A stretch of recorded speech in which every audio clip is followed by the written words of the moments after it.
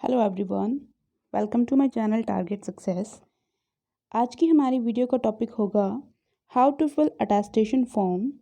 Attestation form कब भरा जाता है? जब आप किसी भी गवर्नमेंट जॉब के लिए सिलेक्ट हो जाते हैं तब आपसे एक फॉर्म भरवाया जाता है, अटेस्टेशन फॉर्म, जिसमें आपको अपनी सारी डिटेल फिल करनी होती है। बिल्कुल एग्जैक्टली ट्रू जो भी डिटेल है वो फिल करनी होती है। आज हम देखेंगे कि कैसे फिल किया जाए अटेस्टेशन फॉर्म को। So let's start. सबसे पहले हमें दी हुई है वार्निंग। हम पहले वार्निंग को पढ़ेंगे कि क्या कहा है इन्होंने, कि हमें कोई भी इंफॉर्मेशन फॉल्स फिल नहीं करनी है। जो भी हमारी फैक्चुअल इंफॉर्मेशन है वही हमें फिल करनी है। अगर आप कभी किसी भी डिपार्टमेंट से, इंस्टीट्यूट से डिबार्ड हुए हैं, अरेस्ट हुए हैं, कभी भी आपके ऊपर कोई केस फायर हुआ है, तो वो सारी डिटेल आपको यहाँ पे शो करनी होगी फॉर्म के अंदर। बिकॉज़ ये फॉर्म जो है आपका, इसकी आपको 3 कॉपीज़ लेके जानी होती हैं। उस 3 कॉपीज़ में से एक कॉपी पुलिस वेरिफिकेशन के लिए जाती है। तो आप यहाँ पे सारी डिटेल अच्छे से फिल करें जो फैक्चुअल है, ट्रू है। सबसे पहले हमें लगानी होगी अपनी पासपोर्ट साइज़ फ़ोटोग्राफ, जिसका साइज़ मेंशन है 5/7। नॉर्मल फ़ोटोग्राफ 4/6 की होती है, आप वो भी यूज़ कर सकते हैं यहाँ पे, उससे भी कोई प्रॉब्लम नहीं होगी। जिनके डीवी हो चुके हैं वो खुद बता रहे हैं कि उन्होंने 4/6 की फ़ोटोग्राफ लगाई है, उनसे भी कोई दिक्कत नहीं हुई है। तो अगर आपके पास 5/7 की फ़ोटोग्राफ नहीं है तो आप 4/6 की पासपोर्ट साइज़ फ़ोटोग्राफ भी लगा सकते हैं। नेक्स्ट, फर्स्ट कॉलम में हमें क्या फिलअप करना है? यहाँ पे आ जाएगा आपका नेम और यहाँ पे आपका सरनेम। फॉर एग्ज़ाम्पल, आपका नाम कोमल है तो यहाँ पे आप फिल कर देंगे कोमल। इन अ ब्लॉक लेटर हमें फिल करना है। ओके, तो ब्लॉक लेटर में फिल करेंगे हम कोमल। अगर रानी लिखना है हमें तो यहाँ पे लिखेंगे, मतलब सरनेम अगर हमें लिखना तो यहाँ लिखेंगे। नेक्स्ट स्टेप में क्या आ जाएगा? आपको अपना परमानेंट एड्रेस, मतलब जहाँ पे आप रह रहे हो वो एड्रेस आपको फिल करना है इस बॉक्स में, जहाँ पे आपको सारे लेटर्स, पोस्टल जो भी आपके डॉक्यूमेंट्स आएंगे वो प्रेजेंट एड्रेस पर आएंगे आपको। और यहाँ पे आपको फिल करना है आपका होम एड्रेस। होम एड्रेस मतलब जहाँ पे जो आपके डॉक्यूमेंट में है। मान लीजिए आपके कोई डॉक्यूमेंट आधार कार्ड है, आपने पुराना एड्रेस उसमें दे रखा है, लेकिन अभी आप कहीं और रह रहे हो, तो आप यहाँ पे अपना जो डॉक्यूमेंट का एड्रेस है वो फिल कर देंगे। नेक्स्ट, बी ऑप्शन में क्या कहा गया है कि अगर आप पाकिस्तान से आए हो, अगर आप ओरिजिनली पाकिस्तान से बिलोंग करते हो या आपने माइग्रेशन किया है तो आपको यहाँ पे उसकी डिटेल फिल करनी होगी। अगर नहीं किया है तो मेंशन कर देंगे NA, मतलब नॉट एप्लीकेबल। ओके, और अगर रहे हैं तो आपको ये मेंशन करना होगा कि कब यहाँ पे इंडिया में माइग्रेशन किया और पाकिस्तान में आप कौन सी जगह पे रहते थे। नेक्स्ट, फोर्थ कॉलम में आपको मेंशन करना है यहाँ पे कि अगर आपने अपनी लोकेशन चेंज की है, मतलब आपने घर चेंज किया है कभी भी, जैसे कि मेरा है, बाय बर्थ मैं कहीं और रहती थी। जब मेरा बर्थ हुआ तब से लेकर टिल 2008 तक मैं कहीं और रहती थी, तो मैं यहाँ पे फिल करूँगी जो भी मेरा बर्थ डेट थी, यहाँ पे 2008, और यहाँ पे मैं वो उसका एड्रेस लिख दूँगी कि मैंने पहले मैं यहाँ पे रहती थी। ओके, और उसका हेडक्वार्टर कौन सा था वो मेंशन कर देंगे हम यहाँ पे। हेडक्वार्टर, डिस्ट्रिक्ट हेडक्वार्टर कौन सा हो जाएगा, ठीक है, वो यहाँ मेंशन कर देंगे। अब 2008 से लेकर टिल डेट, इनकी अब तक, तो टिल डेट तक जहाँ मैं रह रही हूँ तो मैं उसका एड्रेस यहाँ पे मेंशन कर दूँगी। ओके, और यहाँ पे उसका हेडक्वार्टर फिलअप कर देंगे। अब क्लियर? अगर आपने 3 बार घर चेंज किया है तो आप यहाँ पे मेंशन कर देंगे कि पहले हम यहाँ रहते थे, यहाँ पे उनका एड्रेस आ जाएगा, कब से कब तक रहते थे वो यहाँ मेंशन आ जाएगा। नेक्स्ट, फिफ्थ कॉलम में आपको अपनी फैमिली की डिटेल शो करनी है। फैमिली की डिटेल में आ जाएगा सबसे पहले आपका फादर नेम, यहाँ पे, वेट अ मिनट, यहाँ पे आपको शो करना है फादर नेम, मदर नेम अगर आप मैरिड हैं तो हस्बैंड और वाइफ नेम शो करेंगे, अगर नहीं हैं तो ब्लैंक लगाएंगे और NA लिख देंगे।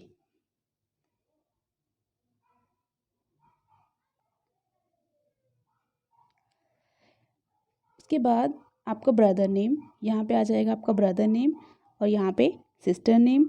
मान लीजिए आपके 2 से ज़्यादा ब्रदर हैं तो आप क्या करेंगे, यहाँ पे एक लाइन बना लेंगे बीच में और ऊपर एक भाई की डिटेल, नीचे 2 भाई की। मान लीजिए आपके 2 से ज़्यादा भाई हैं या 2 से ज़्यादा बहनें हैं, तो बहनें हैं तो यहाँ कट करके सिस्टर लिख देंगे। अगर भाई है तो यहाँ कट करके ब्रदर लिख देंगे और उसकी डिटेल यहाँ फिल कर देंगे। यहाँ ब्रदर लिख के इसकी डिटेल यहाँ फिल कर देंगे।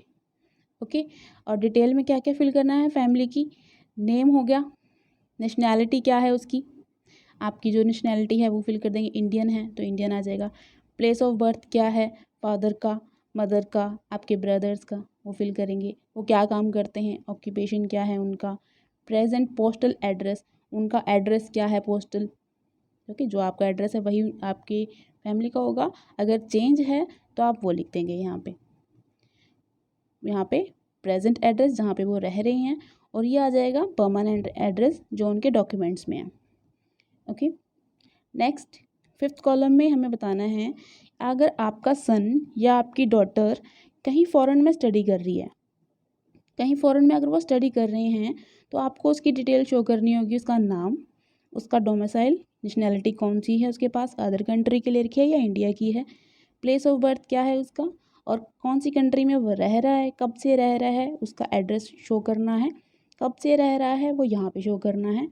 ओके, नेक्स्ट यहाँ पे हमें नेक्स्ट कॉलम में बताना है नेशनैलिटी क्या है आपकी, वो यहाँ लिख देंगे इंडियन। डेट ऑफ बर्थ क्या है वो लिख देंगे। आपकी प्रेजेंट एज क्या है वो लिख देंगे। जब आप 10th में थे तब आपकी एज क्या थी, ओके, जब आप 10th में थे तब आपकी एज कितनी थी वो यहाँ लिख देंगे। नेक्स्ट आपका प्लेस ऑफ बर्थ क्या है, आपका बर्थ कहाँ पे हुआ था, कौन से स्टेट से, कौन से डिस्ट्रिक्ट से आप बिलोंग करते हैं अब, और आपके फादर ओरिजिनली कहाँ से बिलोंग करते हैं वो शो कर देंगे। आपका रिलीजन क्या है, हिंदू हैं, मुस्लिम हैं, जो भी है आप यहाँ पे मेंशन करेंगे। अगर आप किसी SC ST कैटेगरी से बिलोंग करते हैं वो यहाँ मेंशन कर देंगे यस। नेक्स्ट कॉलम में हमें अपनी फिलअप करनी है एजुकेशनल क्वालिफ़िकेशन। एजुकेशनल क्वालिफ़िकेशन में कब से कब फिल करनी है, जब आप 15 ईयर के थे उसके बाद से आपने जो भी क्वालिफ़िकेशन एक्वायर की है, आपने 10th करी है, 12th करी है, ग्रेजुएशन करी है, पोस्ट ग्रेजुएशन करी है या BEd करी है, वो सब आपको डिटेल यहाँ पे फिलअप करनी है। यहाँ पे आ जाएगा आपका नेम ऑफ स्कूल, जैसे यहाँ पे एग्जामिनेशन पास्ट में आ जाएगा 10th कि आपने मान लीजिए 15 ईयर की एज के बाद आपने 10th करी है, 16 में हो जाते हैं मोस्टली, तो 16 की एज में हम 10th करते हैं, यहाँ पे लिखेंगे। डेट ऑफ लिविंग जो है आप फिल कर सकते हैं, जो आपकी मार्कशीट के ऊपर डेट लिखी हुई है, रिज़ल्ट डेट, आप उसको डेट ऑफ लिविंग में फिल कर सकते हैं। और date of entering, 10th class की अगर हम बात करें तो मोस्टली 10th के स्कूलों में एडमिशन्स होते हैं अप्रैल में, मार्च में रिज़ल्ट आते हैं 9th के, 10th में स्टार्ट होते हैं एडमिशन्स, तो आप 4th मंथ यानी कि अप्रैल की कोई भी डेट लिख सकते हैं। और ईयर तो आपको पता ही होगा कि आपका 10th में एडमिशन कब हुआ था, ठीक है। ईयर इम्पॉर्टेंट है, मंथ इम्पॉर्टेंट है, डेट आप आगे पीछे कुछ भी लिख सकते हो, 1-2 दिन आगे भी, 5 या 10 दिन आगे भी चल जाता है, डेट कोई ज़्यादा इम्पॉर्टेंट नहीं है। 12th की आ जाएगी ऐसे ही, 12th में भी स्कूल हमारे अप्रैल में ही ओपन होते हैं मोस्टली। 12th की कैसे आएगी पहले यहाँ पे देखिए, 10th की फिल कर देंगे हम यहाँ पे कि यहाँ पे 10th आ गया हमारा। अब स्कूल ऑफ लिविंग कितना आ गया, मान लीजिए 2009 में हमने स्कूल लीव किया, 2009 में हमने स्कूल लीव किया 10th का। अब तो एडमिशन नेक्स्ट कब लेंगे हम, 2009 में ही लेंगे, ठीक है। मान लीजिए ये आ गया अपने पास अप्रैल में आ गया, अप्रैल में रिज़ल्ट आ गया 10th का, उसके बाद अप्रैल मई 2009 में हमने 11th में एडमिशन ले लिया, तो हम यहाँ लिख देंगे मई 2009 में हमने एडमिशन ले लिया, 2011 में हमारी 12th कंप्लीट हो गई, तो यहाँ पे 12th लिखेंगे, यहाँ पे लिखेंगे हम 2011 और यहाँ पे 2009। डेट यहाँ पे रिज़ल्ट की आ जाएगी और यहाँ पे आप आगे पीछे अपने हिसाब से लिख सकते हैं, बस मंथ और ईयर ठीक लिख देना। अब रही बात ग्रेजुएशन की अगर आपके पास एडमिशन स्लिप्स हैं तो आप एडमिशन स्लिप देख के भर सकते हैं कि आपने कब एडमिशन लिया था। ओके, और मोस्टली ट्वेल्थ के रिज़ल्ट के बाद ही एडमिशन होते हैं। तो ट्वेल्थ का रिज़ल्ट जब आया है उसके एक मंथ के अंदर आपने एडमिशन शो कर देना। ओके, और डेट ऑफ लिविंग में वही आ जाएगा जो आपका रिज़ल्ट था। यहाँ पे लिख देंगे ग्रेजुएशन। सेम बीएड के लिए भी रहेगा और पोस्ट ग्रेजुएशन के लिए भी रहेगा। नेक्स्ट, अगर आप किसी भी गवर्नमेंट जॉब पे करंटली वर्किंग हैं तो आपको उसकी डिटेल यहाँ पे शो करनी होगी कि आप करंटली किस जॉब पर वर्किंग हैं, या आपने इससे पहले कभी कोई गवर्नमेंट जॉब करी थी और आपने वो लीव कर दी है, तो उसकी डिटेल आपको शो करनी होगी। यहाँ पे क्या डिटेल शो करनी होगी कि आपने कब जॉब ज्वाइन करी, कब तक करी। ठीक है, अगर आप अभी प्रेजेंटली कर रहे हो तो आप रिज़ाइनिंग की डेट लिखोगे। ठीक है, अगर रिज़ाइन नहीं किया है अभी तो टिल वर्किंग, मतलब स्टिल वर्किंग लिख देंगे। यहाँ पे अभी भी काम कर रहे हैं। यहाँ पे आपकी डेजिग्नेशन क्या है, किस पोस्ट पर आप काम कर रहे हैं, एमोल्यूमेंट क्या है, मतलब आपकी सैलरी क्या है, आपको क्या पैकेज मिल रहा है, वो आप यहाँ पे लिख देंगे। पे ग्रेड भी शो कर सकते हैं यहाँ पे आप। तो यहाँ पे एड्रेस लिखेंगे हम एम्प्लॉयर का, मतलब जो जिस भी आप कंपनी में जॉब करते थे, जिस डिपार्टमेंट में आप जॉब करते थे, वो यहाँ लिख देंगे। ओके, फुल एड्रेस यहाँ पे लिख देंगे हम जहाँ भी आपने जॉब करी है। उसके बाद लिखेंगे कि आपने क्यों वो जॉब छोड़ी है, उसका रीज़न भी आपको यहाँ पे देना होगा। जैसे अभी आप डीएसएसबी में जॉब लग गए हो, तब आप जॉब छोड़ोगे तो यहाँ पे लिख दोगे सिलेक्शन इन डीएसएसबी। जिस भी आप जॉब में सिलेक्ट हुए हैं, जिस भी पोस्ट पे सिलेक्ट हुए हैं, वो यहाँ पे लिख देंगे कि हमारी जॉब लग गई है इसलिए हमने ये छोड़ दिया। नेक्स्ट, इसके बाद आ जाता है क्या कभी आपके ऊपर कोई केस हुआ है, कभी आप अरेस्ट हुए हैं। ओके, कभी अरेस्ट हुए हैं, कभी कोई केस हुआ है, डिटेंशन हुई है, बाउंड अंडर मतलब आपको नज़रबंद किया गया है, कभी आपको इंक्वायरी में रखा गया है, कभी आपके पास कोर्ट ऑफ लॉ लगा है, लॉयर के ऑफेंस में कोई आपने ऑफेंसिव काम किया है और इसकी वजह से आप केस में फंसे हो, कभी किसी डिपार्टमेंट से इंस्टीट्यूट से आप डिपार्ट हुए हो। ओके, तो करना तो इन सब के अंदर नो ही है, सेलेक्ट करना है हमें, नो के ऊपर टिक कर देना है, सबके ऊपर नो के ऊपर टिक करना है।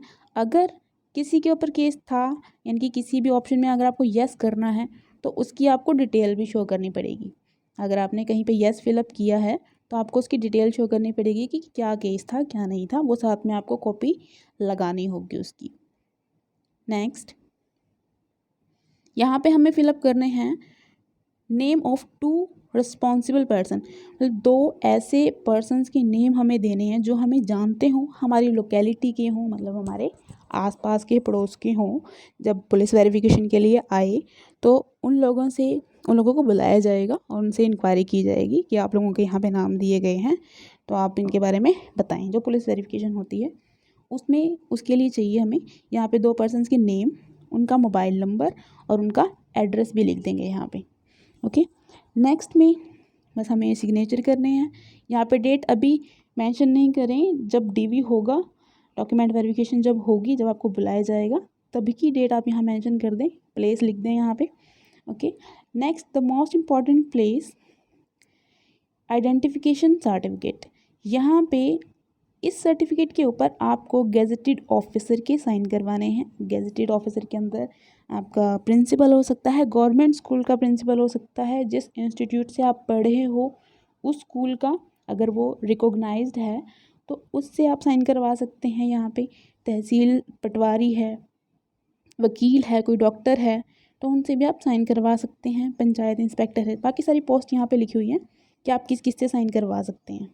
ओके, यहाँ पे अपना नेम फिल कर देंगे, यहाँ अपना फादर नेम, और लास्ट हो सके तो मोस्टली 3 ईयर ही लिखवाएं कि लास्ट के 3 ईयर से मैं इसको जानता हूँ या जानती हूँ, मतलब जो भी होंगे कि वो आपको 3 साल से ज़्यादा से जानते हैं।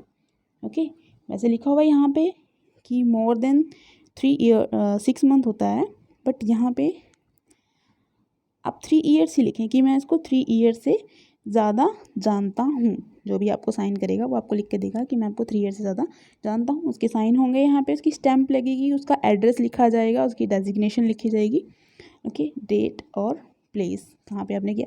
ये वाला काम DSSB वाले करेंगे, यहाँ पे हमें नहीं करना कुछ भी फिल, यहाँ पे ऑफिस वाले फिल करेंगे। उसके बाद 7th पेज आ जाता है, कैरेक्टर सर्टिफिकेट। दोनों सेम है 7th और 8th पेज के ऊपर। तो जो 7th पेज है कैरेक्टर सर्टिफिकेट के ऊपर हम यहाँ पे अपना नाम लिख देंगे, यहाँ पे फादर नेम लिख देंगे, एटलीस्ट 6 मंथ से ज़्यादा जानता हो हमें जो भी साइन करेगा, तो हम यहाँ पे भी 3 ईयर्स लिख देंगे। 3 ईयर्स लिख देंगे तो बेटर रहेगा, अदरवाइज 6 मंथ वाला भी चलेगा, बट मोस्टली 3 ईयर्स ही लिखवाएं। क्योंकि डिवीजन का हुआ था, उनको बोला गया कि आप 3 ईयर्स लिखवाएं कि 3 ईयर से ज़्यादा आप जानते हैं, ठीक है। उसके बाद यहाँ पे इसके साइन, डेजिग्नेशन, स्टैम्प, ऑफिस की स्टैम्प लग जाएगी। सेम प्रोसीजर यहाँ पर होगा।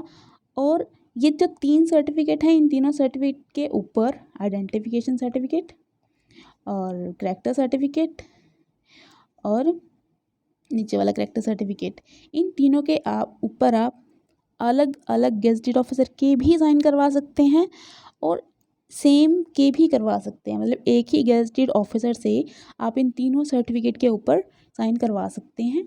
और इन सर्टिफिकेट की आपको पता है हमें पूरे अटेस्टेशन फॉर्म की 3 कॉपीज़ लेके जानी है। आप एक अटेस्टेशन फॉर्म प्रिंट करवा लें, उसी की फ़ोटोकॉपी आप 2 कर सकते हैं।